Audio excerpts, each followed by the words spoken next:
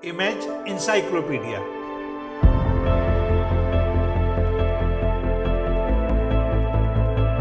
जानकारियों और जिज्ञासाओं की अद्भुत दुनिया। हेलो दोस्तों, अपने इस चैनल के हर वीडियो में हम आपको किसी एक विषय की विश्वसनीय तथ्यों के सहित पूर्ण जानकारी देंगे। ऐसी जानकारी जिसकी तलाश में स्कूल कॉलेज के छात्रों से लेकर सभी तरह के प्रतियोगी छात्र रहते हैं। हमारी ये वीडियो उन लोगों के लिए भी बहुत उपयोगी साबित होंगे जो जनरल नॉलेज में रुचि रखते हैं और कौन बनेगा करोड़पति जैसे कार्यक्रमों में हिस्सा लेकर सफल होना चाहते हैं। तो दोस्तों, आइए आज का वीडियो शुरू करते हैं। लेकिन उससे पहले आपसे एक अनुरोध कि अगर अब तक आपने हमारे इस चैनल को सब्सक्राइब नहीं किया है तो कृपया कर लें और हाँ, बेल आइकन का बटन दबाना ना भूलें, जिससे हर नया वीडियो सबसे पहले आपको मिले। बातों, दावों और संदर्भों में डाटा ना हो तो सब बेकार। इन दिनों डाटा शब्द कानों में पड़ते ही कोविड डाटा का ख्याल दिलो दिमाग में घूम जाता है और डर लगने लगता है। लेकिन डाटा महज गणित की कोई संख्या या तालिका भर नहीं है। इसमें कोई दो राय नहीं है कि ये संख्याएं भी डाटा या तथ्य ही होती हैं, लेकिन डाटा या तथ्य इतने तक सीमित नहीं होते। ये किसी भी बात को, विश्लेषण को अनंत आयाम तक ले जाते हैं। ये किसी भी क्षमता का आपको अंतिम निचोड़ बता देते हैं। डाटा वास्तव में हमें हर बात, हर चीज, हर संदर्भ को जांचने परखने का एक पैमाना मुहैया कराते हैं, एक कसौटी देते हैं। दरअसल डाटा खुद में ही यही है। किसी डाटा के आधार पर ही कोई कसौटी निर्मित होती है। बहरहाल, हम डाटा ना हो यानी तथ्य ना हो तो माप तौल का कोई मतलब नहीं समझ सकते। डाटा ना हो तो हम किसी को बेहतर और किसी को बदतर नहीं कह सकते। डाटा या तथ्य ना हो तो हमें यह पता ही नहीं चल सकता कि क्या अच्छा होता है और क्या बुरा। कहने का मतलब यह है कि डाटा हमारी रोजमर्रा की जिंदगी में बहुत ही महत्वपूर्ण होते हैं। हमारी जिंदगी उन्हीं की बदौलत कोई दिशा पाती है। डाटा ना हो तो हमारी सारी यात्राएं, हमारी सारी गतिविधियां अर्थहीन हों। डाटा के बिना किसी भी संदर्भ का कोई समग्रता में विश्लेषण संभव ही नहीं है। फिर चाहे वह वैज्ञानिक विश्लेषण हो, भावनात्मक विश्लेषण हो अथवा व्यवहारिक विश्लेषण ही क्यों न हो। डाटा के महत्व का अंदाजा इसी बात से लगा सकते हैं कि इसके इस्तेमाल के साथ ही किसी वाक्य का वह मतलब नहीं रह जाता जो इसके पहले होता है। डाटा का इस्तेमाल करते ही किसी भी इबारत के मायने पूरी तरह से बदल जाते हैं। इसके बाद ही कोई बात हमारे पक्ष की हो सकती है या हमारे विरोध की। शायद यही वजह है कि डाटा के इस्तेमाल या रोजमर्रा की जिंदगी में उनकी मौजूदगी के बिना हम अपनी किसी भी गतिविधि को कोई आकार नहीं दे पाते। डाटा के बिना हमारी कोई भी बातचीत किसी निष्कर्ष तक नहीं पहुंचती। भले डाटा का मतलब सिर्फ गणित की संख्याएं नहीं होता। डाटा बातचीत में सबसे ज़्यादा इस्तेमाल होने वाला शब्द या शब्द वाक्य है। डाटा समाज के हर वर्ग और हर उम्र समूह के लिए महत्वपूर्ण होता है। चाहे हम छात्र हों, चाहे हम किसी संस्थान में कार्यरत कर्मचारी हों, चाहे हम अध्यापक हों, वैज्ञानिक हों, नेता हों, कारोबारी हों या कारपोरेट अधिकारी ही क्यों ना हो, हर जगह हमें डाटा जरूरी होते हैं।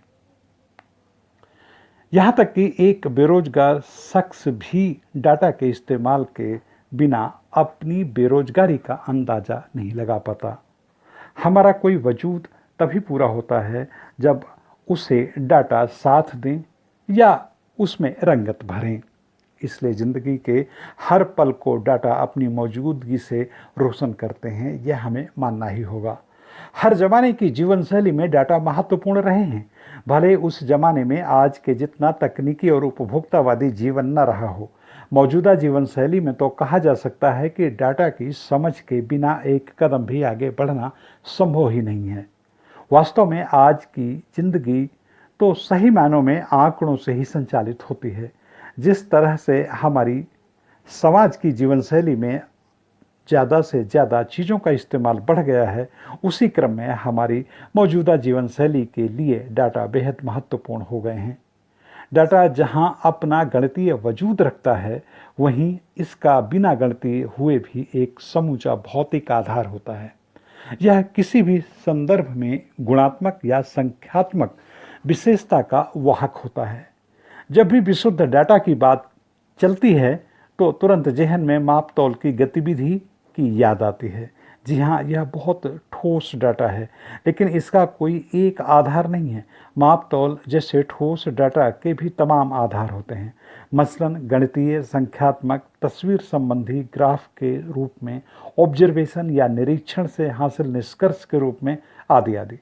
हालांकि कहने में डाटा बहुत ठोस और मूर्त दिखता है, लेकिन वह न तो हमेशा ठोस और मूर्त ही होता है और न ही हमेशा तरल और अमूर्त ही होता है। डाटा दरअसल हर तरह का होता है।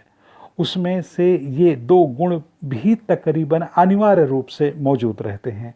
इसके बाद भी यह सच्चाई है कि कई बार डाटा बिल्कुल अमूर्त भी होते हैं और कई बार वह सूचनाओं का पुलिंदा साबित होते हैं। किसी की सूचना या तमाम सूचनाओं का महत्व डाटा की बदौलत ही होता है। कई बार बातचीत में भी लोग बार बार डाटा शब्द का इस्तेमाल करते हैं ताकि उनकी बात का वजन बढ़ जाए। लोग अक्सर बातचीत में संख्याओं, अक्षर, तस्वीरों, कंप्यूटर मेमोरी के संबोधनों, उद्बोधनों को भी ठीक ठोस तत्व के रूप में पेश करते रहते हैं। ये सब चीज़ें डाटा के लंबे चौड़े परिवार की सदस्य हैं। डाटा प्रतीकों में भी व्यक्त होता है और कई बार अव्यक्त रहकर या अपनी गैर मौजूदगी से भी एक पाठ तैयार करता है। यह संख्याओं में परिवर्तित भी हो सकता है और नहीं। डाटा सूचनाओं का पुंज भी हो सकता है और एक अकेली सूचना भी। डाटा किसी कंप्यूटर की मेमोरी जैसा तत्व भी होता है और किसी नेता का भाषण भी एक किस्म का डाटा ही होता है। डाटा के इतने ज़्यादा रूप हैं कि उनको एक समय एक साथ याद रखना भी बड़ा मुश्किल है। लोग मौके और मुकाम के मुताबिक डाटा का इस्तेमाल करते हैं। इस तरह कहा जा सकता है कि डाटा बहुअर्थी, बहुविकल्पी, बहुसंभावनाओं से लबालब होता है। डाटा हजारों वर्गों, उपवर्गों में विभाजित होता है। इसका हर वर्ग अपने आप में एक पूरी दुनिया है। डाटा बार बार जांचा परखा जा सकता है और बार बार डाटा की तुलना और परिणाम अलग अलग भी हो सकते हैं। डाटा से अलग अलग संबंधों में अलग अलग मतलब निकलते हैं। डाटा इसलिए बहुरूपीय होता है क्योंकि डाटा न हो तो आज जिंदगी का कोई भी रूप संभव नहीं है।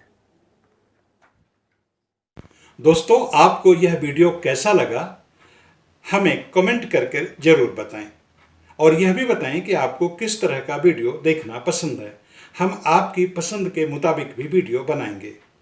इस वीडियो में शोध, आलेख और स्वर मेरा यानी लोकमित्र गौतम का था।